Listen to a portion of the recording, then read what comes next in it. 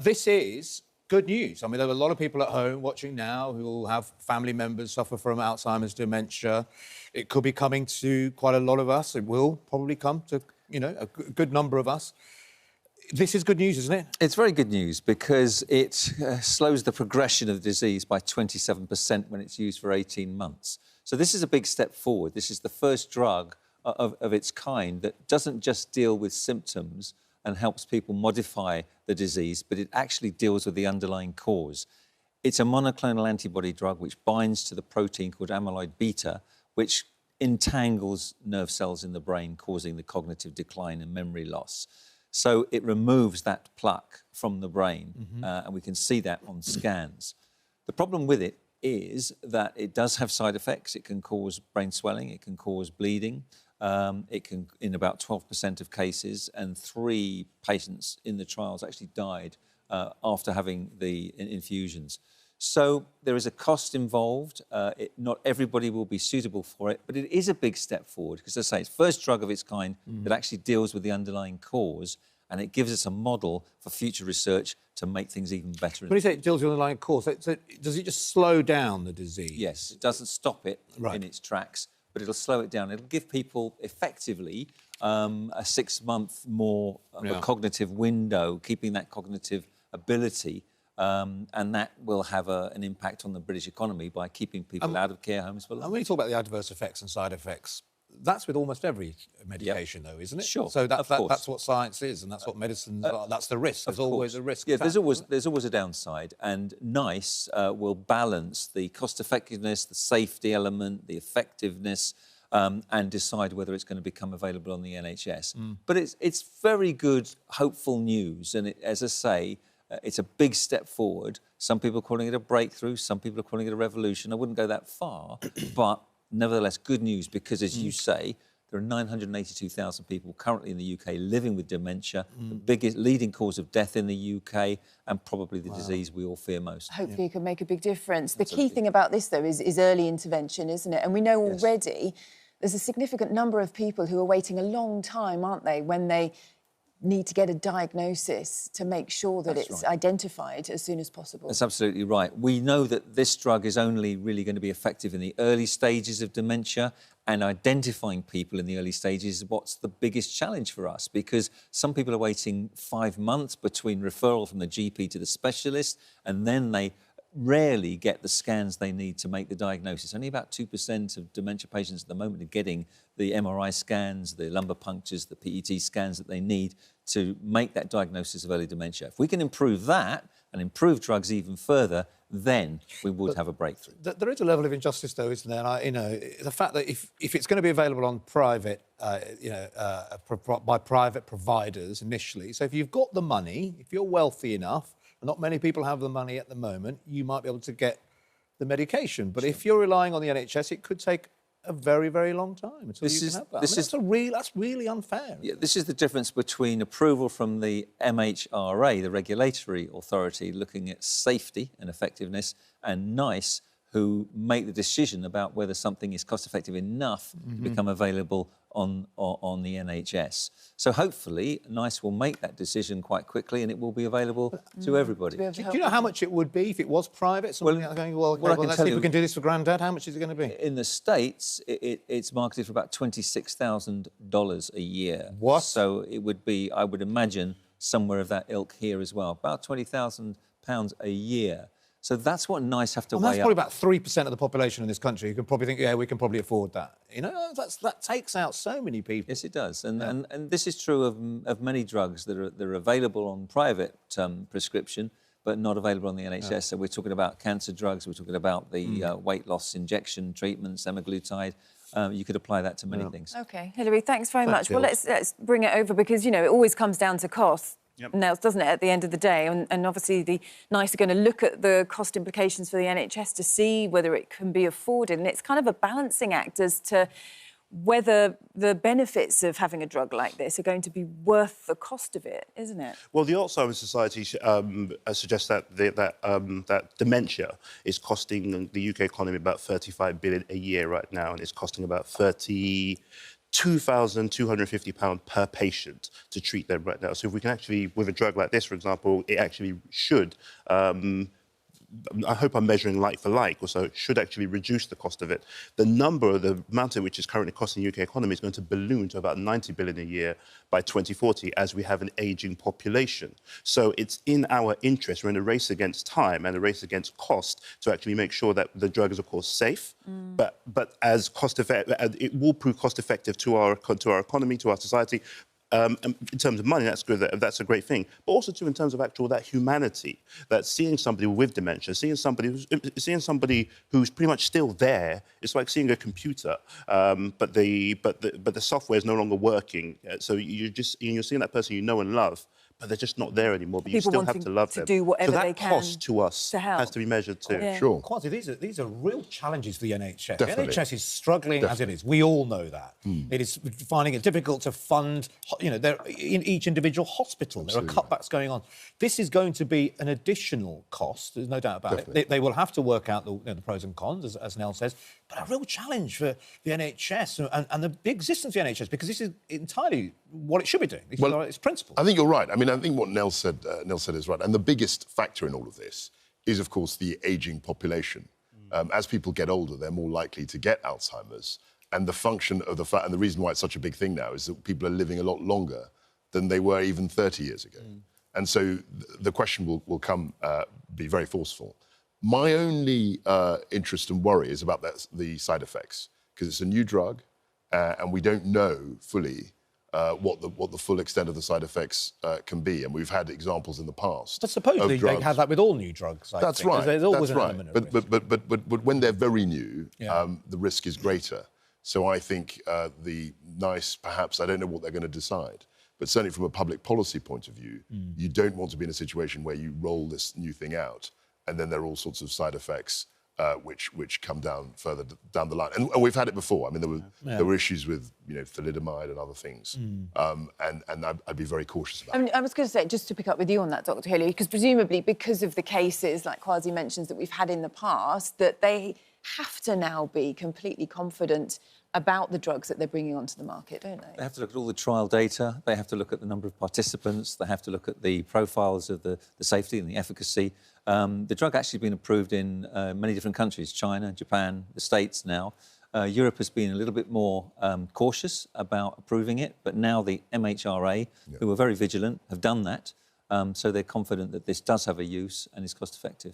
OK, well, listen, fingers crossed for that making a big difference to come. Something else, when we're looking at costs, we've got the government borrowing figures, just to sort of bring it back to that. Higher than expected borrowing for July, 3.1 billion, which is the highest for July since 2021. It's raising this question, isn't it, as to whether there's going to be an announcement in October, what sort of tax rises are going to come. There could be some more unpopular announcements. Jeremy Hunt, however, is saying in the paper, it's on the front of the Express, no reason or excuse to raise taxes. Nels, what do you make of all of this? Because it's sort of the blame game going on at the moment, isn't it? But we're preparing ourselves for not good news when it comes to taxes in October. Yeah, that's been trialled. That's been trailed very, very carefully right now, and it's early on in the government. So now, if they earlier on in this, in the time of this government, into the tenure, so now if they're going to come with any tax rises, now would be the time to do the unpopular stuff, and that's what they're effectively doing.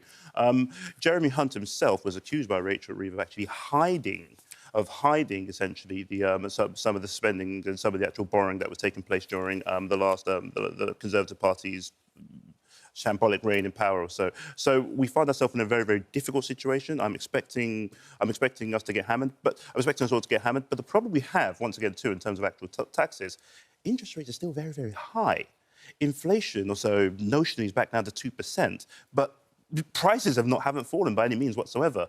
The British people are still really living through a cost of living crisis. So eventually, if interest rates are already falling right now just by a minimal bit, and we're now going to get hit with higher taxes once again, it feels like we're right back, essentially, to where we possibly were before.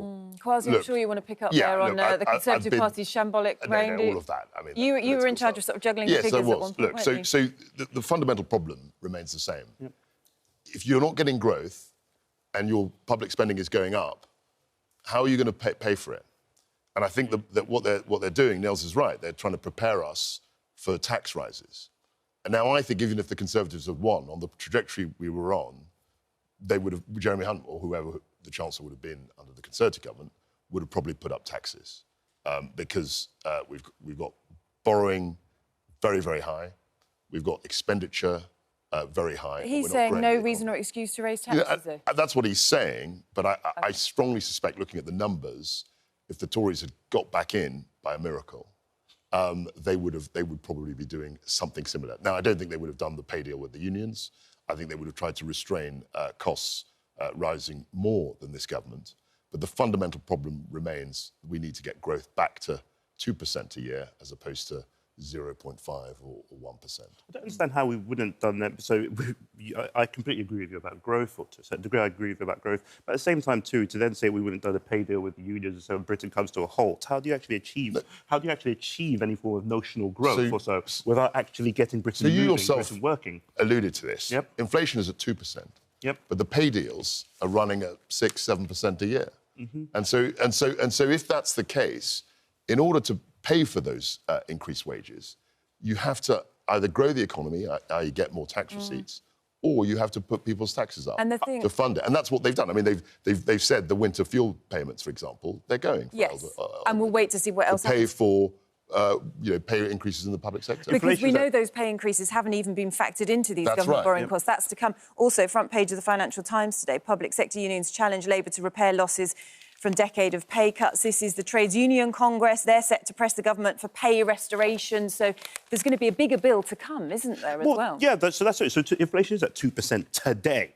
But there has been, for the doctors, for example, the NHS staff in particular, particularly doctors and consultants and what we call junior doctors, their pay since 2010 has been fantastically cut in real terms. So the objective now in many different areas is pretty much to actually make up for lost ground. And it's fairly a justifiable thing to do if inflation has been eroding your pay for the best part of 14 years. Suddenly, when you get an opportunity to actually to be fair, we didn't have inflation for all of those 14 years. It's become a big issue in the last, since essentially COVID and the Ukraine war.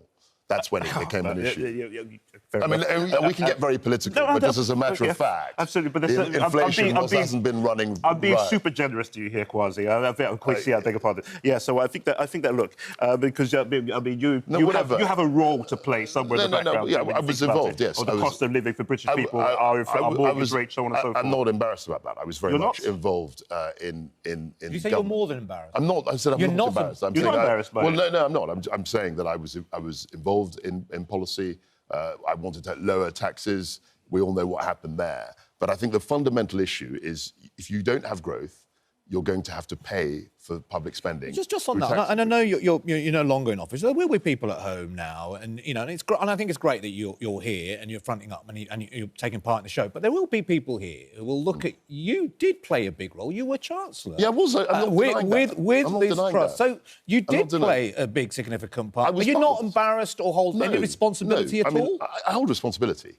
Absolutely. I think, and that's one of the problems I have with current political leaders often. When things go wrong, they don't put their hand up and say, look, we got this wrong. So what did you say you got wrong? So I've said this 1,000 times, even on this show. And I really respect you for talking about it. I think we did too much too fast. It was way too quick. But in terms of the strategic goal to get growth by supply-side reforms and to lower the tax burden, I still believe in that. But the way in which it was rolled out was frankly not disciplined enough and not rigorous enough. When you say the way it was rolled out, you mean the way in which you rolled it Yeah, out? rolled it out. Yeah. So you rolled it out? No, I accept responsibility with the Prime Minister. Yeah. Were you sort of pressured by Prime Minister? No, I'm not going to apportion blame or blame people. I was very senior. But you're not embarrassed by I'm not by the interest rate. So people's mortgages going up from say £600 a month to nearly £2,000 a month. No, I'm not embarrassed. I've apologised. I've said I'm sorry. It goes beyond just. I'm not. I haven't said I'm embarrassed because I was doing my job as best as I could. Well, I would be embarrassed. Well, that's you. No, I completely get it. But do you know what? I'd love you to get involved. Become an MP. Get into government. Get into government. It's very easy on the sidelines to say, I would be embarrassed. It may well be. Get involved. We'll see what the future holds. But the key thing about it is that I personally, looking at things right now, the way in which... there's people who I personally know who I've had to support them financially because things got so bad To the point where almost as communities, we're having to come together to make sure people didn't fall between the cracks, didn't lose their homes. People are still under the water right now. And so for you to be on television and saying to those very people that you're not embarrassed by it... I'm not embarrassed by it, no. I feel responsibility. I've apologised for it. Okay. But as in public life, you make decisions and you wear the responsibility, you wear the consequences. But, you know... So what consequences servant, have you worn, personally? I've said repeatedly and openly that I'm a mortgage payer, and I, funnily enough, was affected by what happened. You're a high-earning mortgage payer. Yeah, but I'm still a mortgage payer. So if you compare yourself to the people at home who are effectively who are struggling on the breadline effectively, and they're having to pay super high mortgages.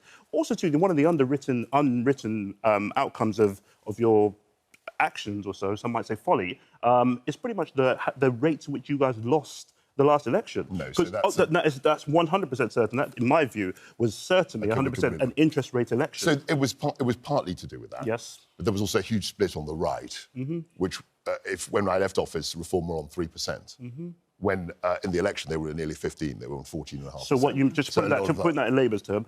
When you act prior to your mini budget, Reform were on 3%. After your mini budget was so effectively, no, they weren't. Reform ballooned. Reform ballooned. Nels, sorry, forgive me. Please.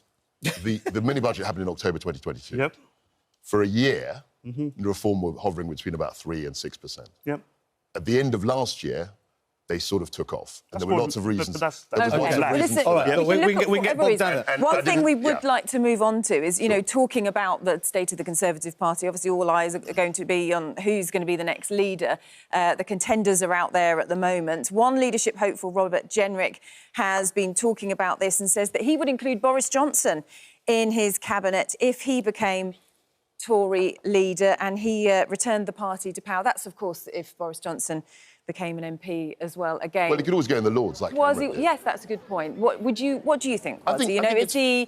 Should he be welcomed back, or Absolutely. Because of his legacy, Absolutely. because of Partygate? Well, look, are there too many bad memories was a big over issue. this? We're talking about polls and the consequence of mini budget and all the rest of it. When he left office, we were only about 5 points behind, and that was actually something that was quite normal in a mid-parliament situation. So to blame him for what happened in this election, I think, is misguided. Yeah, he was part of it, but he wasn't the big. He wasn't the main reason. A lot of voters will say that Partygate was a huge turning point. It was a turning point. That absolutely damaged the but party, I think and he was recoverable. responsible for that, and actually almost lied about it and denied it was even going on for a while. I think he suffered from that. He was booted out of office.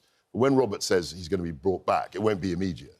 There aren't going to be any Conservative prime ministers for another few years. Let's put it that way.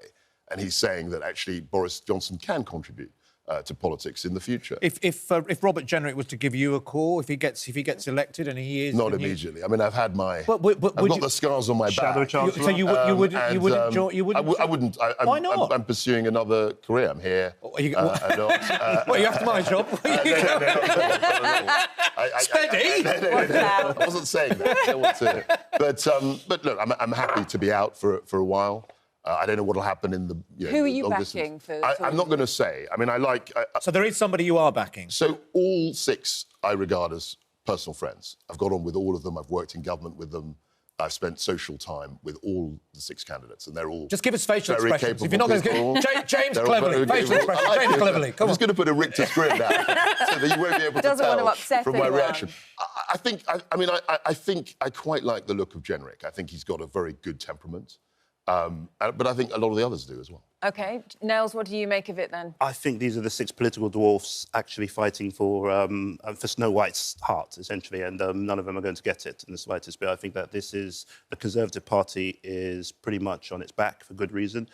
Significant mismanagement of the United Kingdom. The brand is pretty much busted at this stage. It's going to take a lot for it to come back. I do, however, agree that Boris Johnson probably still remains the biggest star of the Conservative Party. So you think a good move to bring him back? I don't think so. I think that essentially there comes a point where, as popular as someone might be, you have to come to a point where you have to cut your losses effectively and recognise that, look, do you want this person hovering over the party in perpetuity? Because the reality of the matter is that Boris Johnson coming back would only really be effective if Boris Johnson was leading the party. Because Boris Johnson serving in a Robert Jenrick cabinet or so... Is that what you're saying is the answer, then? Bring him back as the...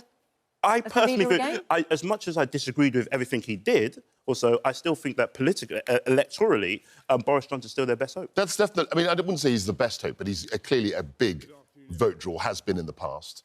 And there's no reason, in my view, to say that... Sorry, you think that one of the Six Dwarfs or so stand a better chance? No, that's you don't comment. They're not dwarfs. They're capable people. One of these six people would have been in, say, in Thatcher's government in the 80s or so. I think they could have done. I could see someone like Robert Jenrick in that role. I couldn't. No, I couldn't. Well, I lived through it, and it's easy to look back and say there were giants, there were good people. But there were lots of people, I think, that were capable. I think I look at the six now.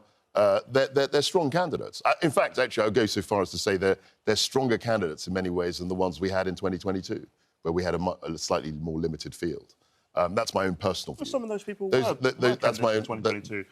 One or two of them were. Yeah, one or two of them were. But yeah, okay. So I think that, and actually, Nels is wrong. Nels, Nels, sorry, forgive me. I always mispronounce your name. Nels. Oh, your name's pronounced Kwasi. Yeah. So all I would say is that the Conservative Party's had a difficult defeat. Yep. Absolutely. But things turn around very quickly.